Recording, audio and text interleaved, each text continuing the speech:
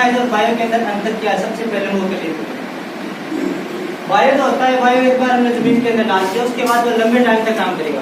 जैसे इस फसल में आपने बायो को डाला, तो आपकी एक बार डालना पड़ता है बायो, सबसे बड़ी चीज ये होती है। और पेस्टिसाइड आपको बार बार डालना पड़ेगा, जैसे आप यूरिया डालते हो और डीएपी डालते हो।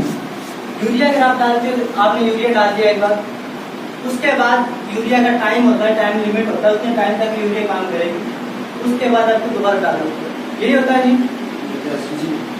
तो बायो जो प्रोडक्ट आपने एक बार डाल दिया, वो आपका लगातार काम करता रहेगा। जैसे आपने इस फसल में डाल दिया बायो का प्रोडक्ट, अगली बार उसी फसल में डालेंगे, उसी एकड़ में डालेंगे, तो वो बायो का प्रोडक्ट आपको डबल रिजल्ट आएगा। इस बार अगर इसमें 30 से 40% दिया, तो अगली बार वो 60 से 70 आएगा। ठीक है, डालने का तरीका क्या है, उसके अंदर क्या क्या है, उस पर हम बात करेंगे। जैसे हमारे पास वर्मी कंपोस्ट है सुपर पावर के नाम से, ये दिखाई दे रही सभी को, वजन है इसका 10 किलो। इसका मैं यूज क्या कैसे करना है, उसके अंदर क्या है, सबसे पहले हम बात करते हैं।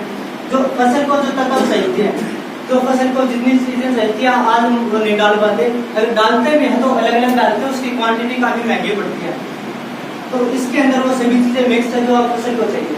इसके अंदर जिंक अपना मिक्स है, अपना पोटाश है वो भी इसके अंदर मिक्स है, और एक कंपोजर आता है। तो कंपोजर क्या काम करता है, जितना भी कचरा होता है उसको गिलास चढ़ा के उसका खाद में परिवर्तन करता है। जैसे धान की फसल होती है, उसके अंदर कंपोजर आती है, एक बोतल आती होगी, वो हम करते हैं, वो कंपोजर इसके अंदर है। कंपोजर का काम क्या होता है, कंपोजर का काम होता है जितना भी वेस्ट है, जितना भी कचरा हमारी जमीन के अंदर है, उसको ये खाद के रूप में परिवर्तन करेगा। ठीक है, उसके बाद इसके अंदर एंजाइम डला हुआ है। एंजाइम का काम क्या होता है, एंजाइम करता है कि फसल को लगातार चलती रहेगी।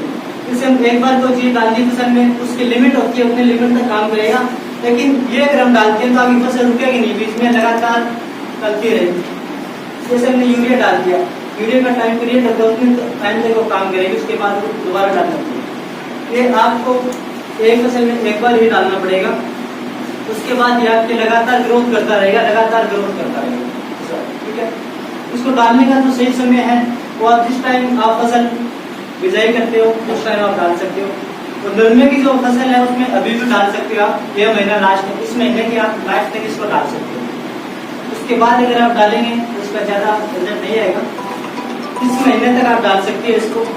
और हम धान की जो बात करते हैं, धान के अंदर अभी यूनिक समय है, अभी आप धान के अंदर इसको डाल सकते हैं और काफी अच्छा रिजल्ट है। जैसे एक तो जड़ की दिक्कतें आती है जमीन के अंदर, आपकी वो प्रॉब्लम मिलती है इसके डालने से। एक तो नरमे के अंदर जिस टाइम नरमा बाल उठाता है उस टाइम सोखा आता है जमीन के अंदर, आता वो जी वो दिक्कत नहीं आएगी इसके डालने से, आपकी सोखा नहीं आएगा बिल्कुल भी। उसके बाद ये एग्रो पावर है, इसके अंदर क्या क्या है, इसके अंदर एक तो एक्टिवेटर है, एक स्टेकर और एक ग्रोथ बूस्टर। ग्रोथ बूस्टर का काम क्या होता है, उस चीज को ग्रोथ करवाएगा। फसल आपकी फसल किस स्टेज पे है, आपकी फसल किस स्टेज पे है, जैसे आपकी फसल बुढ़वार के ऊपर है तो ये इसको बुढ़वार कराएगा। अगर आपकी फसल पत्तियों पे है, फूल पे है, तो उसमें फूल ज्यादा आएगा, फल पे फल ज्यादा आएगा। और दूसरा इसके अंदर स्टिकर। स्टिकर का क्या होता है, जैसे हम अक्सर लेके आते हैं मार्केट से, ढूंढता है वो फैला रहता है, तो ये स्टिकर इसके अंदर है। अगर हम इसको यूज करते हैं तो ये तो फैलाव कराएगा, आपका पत्ते के अंदर पूरी तरह से दवाई को रमाएगा। अगर ये दवाई यूज करने के बाद 10 से 15 मिनट के बाद अगर बारिश आती है तो आपकी दवाई वेस्ट नहीं जाएगी, सबसे अच्छी बात है। जो पत्तियां होती है किसी भी फसल की, उसके अंदर ताड़ियां होती है, जैसे हमारी हाथ की इसके अंदर लकीरें हैं, तो वेस्ट हो जाती है। अगर इसका हम यूज करते हैं तो वो इसको खोलेगा, वेस्ट नहीं होगी इससे। और अगर वो ओपन रहेगी तो ऊपर से जो सूर्य की प्रकाश संश्लेषण की किरणें पड़ती है उसके ऊपर, तो उससे वो वजन ग्रहण करेगा पौधा। अगर उससे पौधा वजन ग्रहण करेगा तो एक उसकी जड़ें या जड़ें चलेगी, जड़ें रुकेगी नहीं। अगर पौधे की जड़ें चलेगी तो 50% बीमारियां पौधा कवर कर लेगा, वो नहीं रहेगा।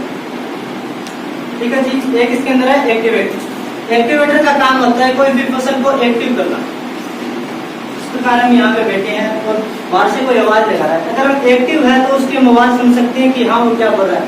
अगर हम एक्टिव नहीं है, हमारा ध्यान कहीं और है, तो हम उसकी आवाज नहीं सुन सकते। इसके अंदर एक्टिवेटर है, जितने भी तत्व जमीन के अंदर है आमतौर पर ये होता है फसलें उठा नहीं पाती हैं, ऊपर से बहुत सी खुराक फसल के अंदर डालते हैं, लेकिन जब तक नीचे से पौधा नहीं उठाएगा जमीन से, तब तक वो पौधा अपना ग्रोथ नहीं करेगा, फसल ग्रोथ नहीं करेगी। इसके अंदर एक्टिवेटर है। एक्टिवेटर का काम ये होता है जमीन में जो भी तत्व है उन तत्वों को ये ग्रहण करेगा, पौधा उन तत्वों को उठाएगा। इसके बाद ये अपना जिंक है, जिंक सभी डालते हैं जमीन के अंदर, और जो जिंक आती है वो केमिकल वाली आती है, और केमिकल वाली जिंक एक बार काम करती है डालने के बाद, उसको हमें बार बार डालना पड़ता है। लेकिन ये अपनी जिंक अगर आप लगातार 3 साल तक यूज करते हैं, उसके बाद आपको जिंक डालने की जरूरत नहीं पड़ेगी। ठीक है। उसके बाद अपनी पोटास है। पोटास अपनी ग्रेन्युअल और लिक्विड दोनों के अंदर, पोटास की हम बिजाई भी कर सकते हैं और नकल डालते हैं, और झोलने के अंदर पोटास की सप्लाई करते हैं, लास्ट में करते हैं। अब नरमे के अंदर अगर इस 8 महीने की 25 तारीख से लेकर 9वें महीने की 10 तारीख तक अगर हम पोटास की स्प्रे करते हैं कॉटन की फसल के अंदर, तो क्या काम करेगा? तो कॉटन उस समय कॉटन फाल उठाता है, एक तो आपका फाल जल्दी पकेगा, आपका टिंडा बड़ा होगा। अगर जितना फाल जल्दी पकेगा उतना टिंडा ज्यादा बड़ा होगा।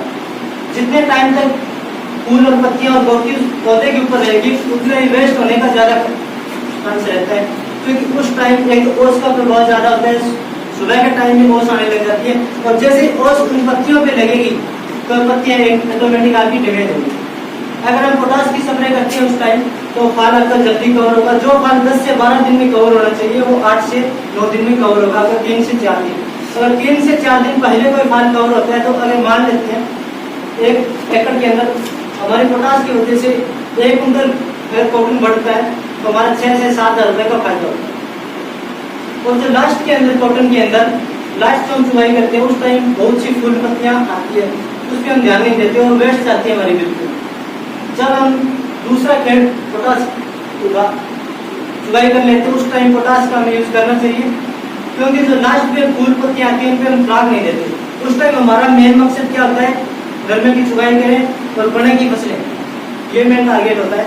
लेकिन उस टाइम अगर हम पोटास की स्प्रे करते हैं तो जो हमारी फूल पत्तियां आ रही है उनको टेंडे के रूप में परिवर्तन करेगी, और वहां से जो डैमेज हो जाता है लगभग हमारा पूरा जो लास्ट में फाल आता है 50% फाल हम उठा पाते हैं।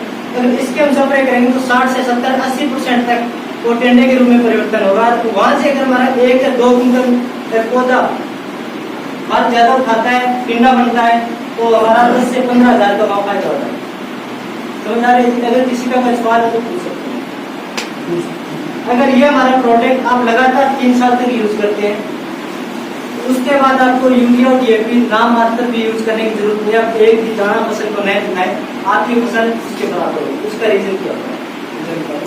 फसल के अंदर 2 प्रकार के जीव होते हैं। एक जीव होते हैं जो हमारे सहयोगी होते हैं, एक जो जीव होते हैं हमारे विरोधी होते हैं। लेकिन हमें पहचान नहीं है कि कौन सा जीव हमारा सहयोगी और कौन सा हमारा विरोधी है।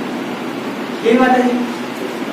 फसल के अंदर छोटे छोटे कीट होते हैं। अगर हम बायो प्रोडक्ट यूज करेंगे तो जो हमारे सहयोगी जो कीट होती है वो ये मजबूत करेंगे उनको। पेस्टिसाइड जो भी हम यूज करते हैं जो पौधे के नुकसान पहुंचाते हैं उस कीट के लिए यूज करते हैं, वो कीट तो उससे खत्म हो जाते हैं, लेकिन हमारे जो सहयोगी मित्र कीट होते हैं वो उसके साथ खत्म हो जाते हैं। और जो हमारे सहयोगी मित्र कीट है वो बहुत ज्यादा मेहनत के बाद पनपते हैं। जैसे हमारे विरोधी जो मित्र कीट है वो अगर 1 हफ्ते में पनपते हैं तो हमारे जो सहयोगी मित्र कीट है उनको 1 महीना पनपने के लिए लगेगा।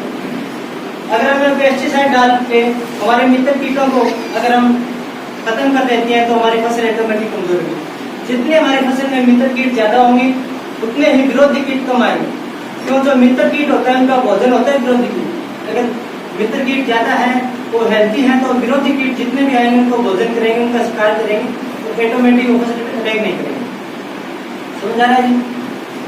मेन चीज यही होता है, जितने मित्र कीट ज्यादा रहेंगे तो इससे हमेशा ही मित्र कीट मजबूत होंगे और मित्र कीट उतने रहेंगे। और जब तक हम 3 साल तक लगातार यूज करेंगे मित्र कीटों की संख्या इतनी हो जाएगी हमारी फसल के अंदर, जो विरोधी जो कीट हमारे वो जितने भी आएंगे उनको मित्र कीट अटैक करेगा। आजकल केंचुए जमीन में ना के बराबर है, पहले केंचुए बहुत ज्यादा होते। इसी साथी का कोई सवाल हो? मेरा नाम दिनेश जानिया यूपी मेवाला से बिलोंग करता हूँ। इन प्रोडक्ट को मैं पिछले 1 साल से यूज कर रहा हूँ। जब से मैं सॉफ्टवेयर कंपनी में हूँ तब से इन प्रोडक्ट को यूज कर रहा हूँ, काफी अच्छा रिजल्ट है। एग्रोफॉल की बात करें या वर्मी कंपोस्ट की बात करें या पोटास की, काफी अच्छा रिजल्ट है। उसके बाद फंगस के लिए भी हमारे पास प्रोडक्ट है, उसका भी अच्छा रिजल्ट है। तो धान के लिए हम पदान यूज करते हैं, पदान जो यूज करते हैं पेस्टिसाइड है वो यूज करते हैं, लेकिन अपने पास अब वायु के अंदर पदान आने वाली है, उस पदान को आप यूज करें, काफी अच्छा रिजल्ट है।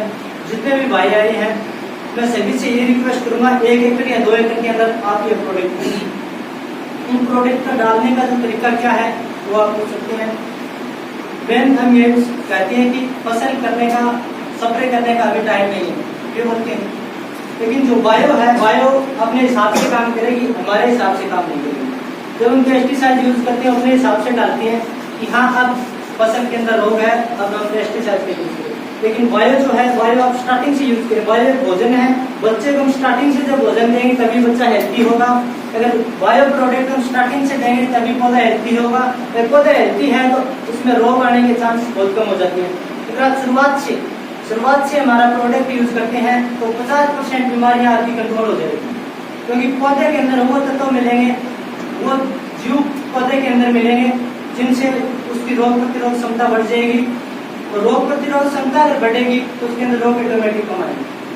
जैसे कोई बच्चा होता है, एक बच्चा हेल्थी होता है, एक बच्चा नॉर्मल होता है, तो हेल्थी बच्चा होता है उसके अंदर रोग ऑटोमेटिक ही नहीं है, तो जो कमजोर बच्चा है उसके अंदर रोग ज्यादा आते हैं। टाइम कम है, धन्यवाद सभी।